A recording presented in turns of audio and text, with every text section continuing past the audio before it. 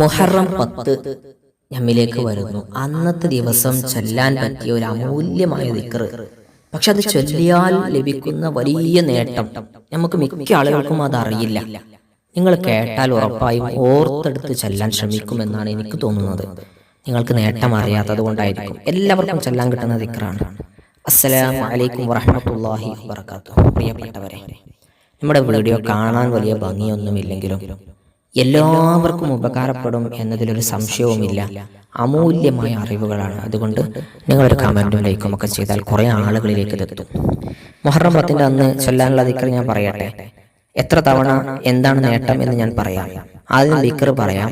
ഹസ്ബുനല്ലാഹു വനിഅമൽ വക്കീൽ, നിഅമൽ മൗല വനിഅമൻ നസീർ.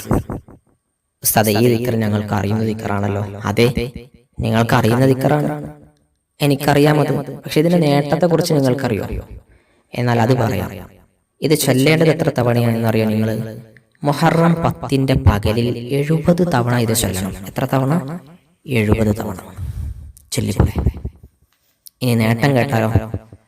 ചൊല്ലുന്നവന് ഈ മുഹറം 10 മുതൽ നിങ്ങൾ ചൊല്ലുന്ന അന്നത്തെ ദിവസം, അത് മുതൽ അടുത്ത മുഹറം 10 വരെ ഒരു കൊല്ലം അള്ളാഹുവിന്റെ ആപത്തുകളിൽ നിന്നും മുസീബത്തുകളിൽ നിന്നും അള്ളാഹുവിന്റെ വലിയ കാവൽ നിങ്ങൾക്കുണ്ടാകും.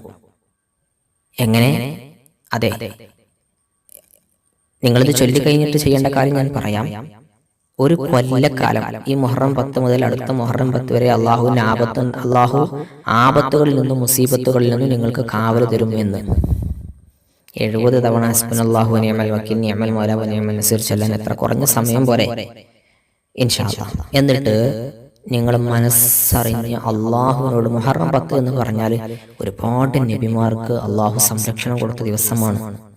അതുകൊണ്ട് അന്നത്തെ ദിവസം നിങ്ങൾ മനസ്സറിഞ്ഞ് ആദം നബിയുടെ തൗബ സ്വീകരിക്കപ്പെട്ട ഒരുപാട് നേട്ടങ്ങളുള്ള നബിമാർക്ക് അത്ര പ്രത്യേകതയുള്ള ദിവസമാണത്.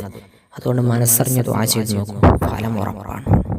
അള്ളാഹു ദുആ സ്വീകരിച്ചാൽ നമുക്ക് ഒരു കൊല്ലം നമുക്ക് ഈ സംരക്ഷണം കിട്ടും. അള്ളാഹു നമ്മുടെ ദുആ നൽകട്ടെ. അസ്സലാമു അലൈക്കും.